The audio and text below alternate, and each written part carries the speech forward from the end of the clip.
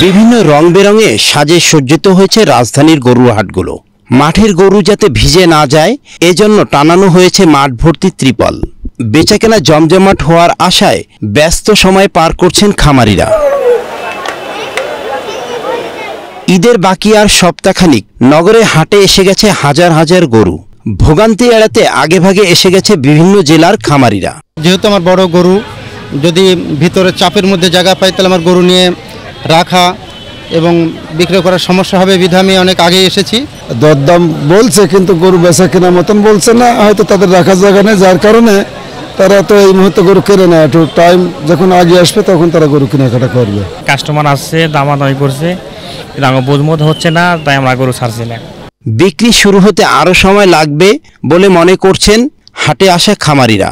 জায়গা স্বল্পতার কারণে ঈদের কাছাকাছি সময় গরু কেনার ইচ্ছা নগরবাসীর।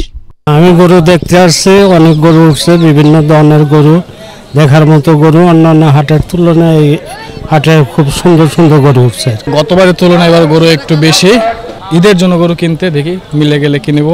আমরা যেহেতু ঢাকা শহরে ভাড়া বাড়িতে থাকি, আমাদের জায়গারও সংকুলান, যার কারণে হয়তো 2-4 দিন আগে কেনা হয় না। ঈদের 1-2 দিন আগে আমরা আমাদের সাধ্যমতো একটা গরু নেওয়ার চেষ্টা করি।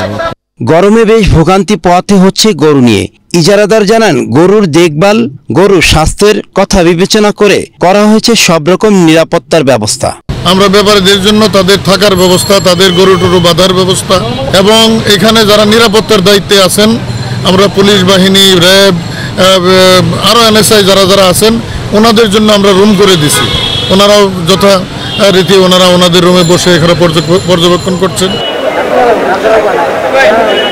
এবছর টানা 2 সিটি কর্পোরেশন মিলিয়ে পশুর হাট বসেছে 20টি, কয়েকটি রয়েছে প্রক্রিয়াধীন। তবে উচ্চ আদালতের নিষেধাজ্ঞা থাকায় বসছে না এবার আফতাবনগর গরুর হাট। শেখ সোহাগ, এশিয়ান টেলিভিশন, ঢাকা।